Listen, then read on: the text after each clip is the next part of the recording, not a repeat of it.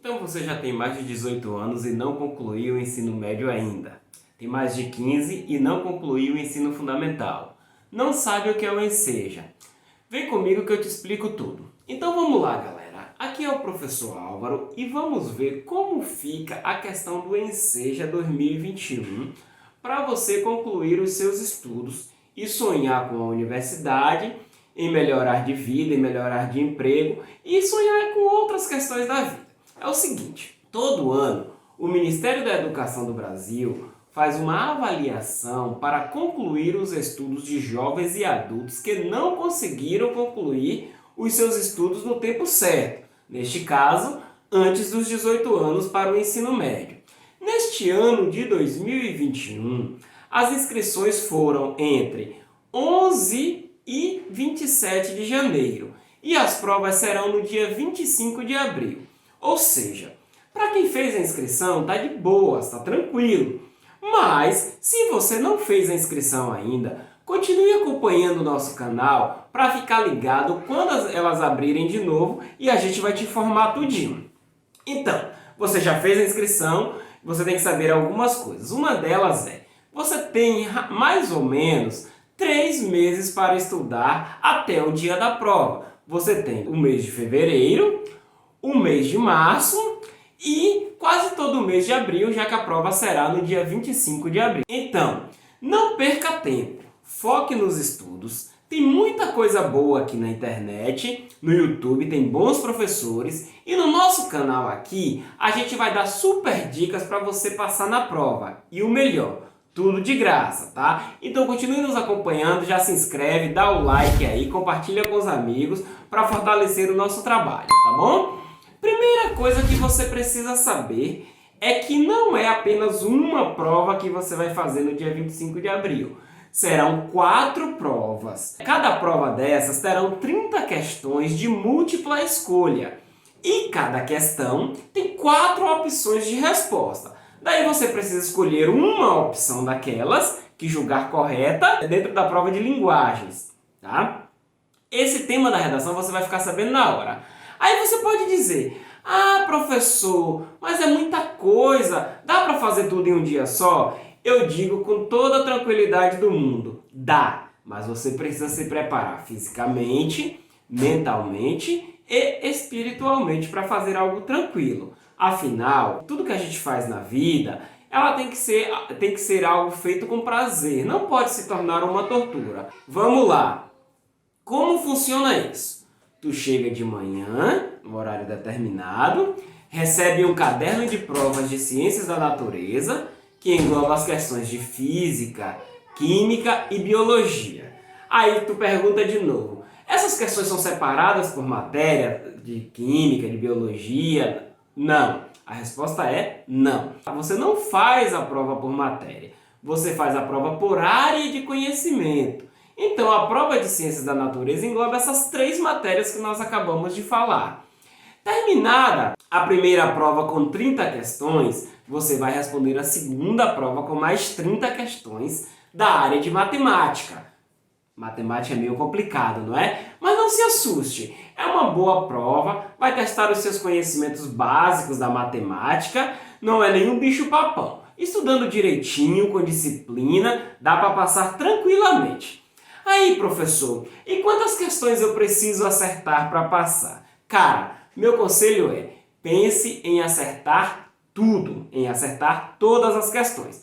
Porque se você for com sede de acertar tudo, for bem preparado, e você conseguir acertar metade, já está de boas. Terminou a prova de matemática, você vai sair para almoçar, vai descansar um pouco e volta para fazer as outras 2 provas à tarde. No retorno, você recebe o caderno com questões de linguagens e redação.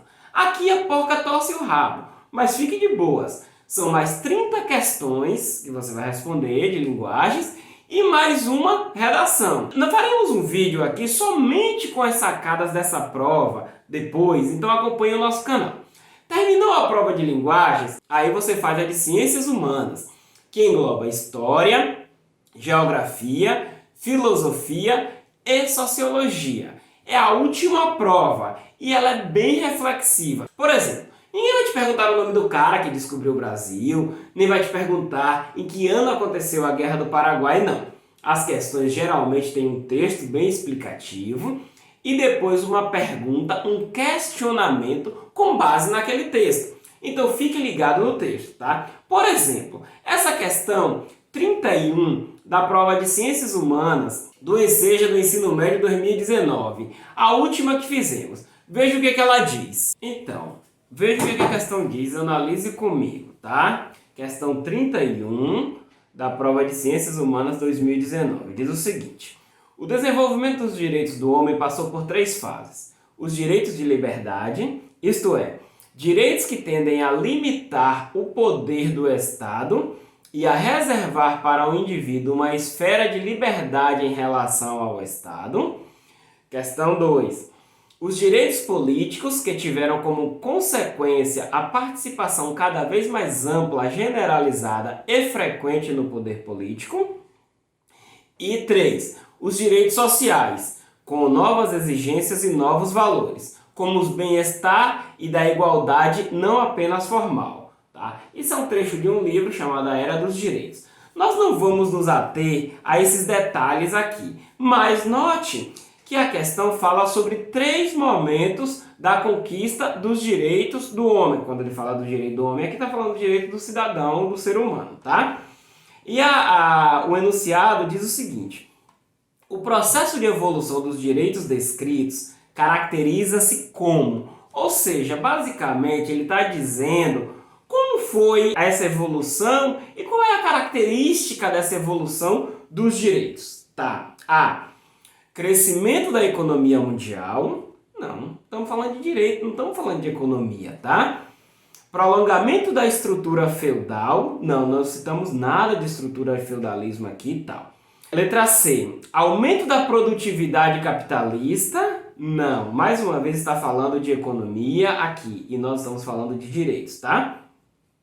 E a letra D. Desenvolvimento da cidadania moderna. Isso, direito, está diretamente ligada à prática da cidadania. Por exemplo, quando nós requeremos alguma coisa que nós consideramos que é nosso direito, nós vamos reclamar, a rua está esburacada, a gente vai brigar, vai lá reclamar na prefeitura, porque é um direito nosso ter uma rua organizada, tá? E outros direitos pessoais, individuais, por exemplo, toda criança tem o direito de estar na escola, só agora não está por causa da pandemia, né? Mas eles têm esse direito, tá? Então vamos lá. Só recapitulando aqui, ó, o processo de evolução dos direitos descritos caracteriza-se como desenvolvimento da cidadania moderna, juntando esses 3 direitos, que são os direitos políticos, os direitos civis e os direitos sociais, forma um cidadão de plenos direitos, tá bom? Então você já entendeu como funciona a prova, mas você nunca ficou tanto tempo dentro de uma sala, né? Daí precisa estar preparado. Então 3 dicas rapidinhas aqui. Primeiro, leve lanche e água, além dos materiais obrigatórios, como caneta ou documento para você ter acesso e tudo mais. Segundo, prepare-se em casa. Faça bastante simulado, pegue provas antigas, estude por elas, responda, treine seu tempo, determine um tempo mínimo de estudos por dia. Dentro de sua realidade, pode ser 1 hora, 2 horas, até 3 horas. Mas isso não pode se tornar uma tortura.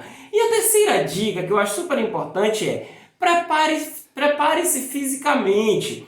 Isso quer dizer que você deve estar bem preparado, inclusive fisicamente. Você pode, por exemplo, fazer uma caminhada, ir a uma academia, fazer uma natação, dar uma corridinha, porque isso vai ajudar, o seu corpo está condicionado no dia da prova e vai ajudar você também a se concentrar. A atividade física melhora a concentração da gente, tá? Agora que você já entendeu tudo sobre a prova, não esquece de compartilhar esse vídeo com os amigos, dar o seu like aí, se inscrever no canal para ajudar a gente, tá? Um abraço e até mais!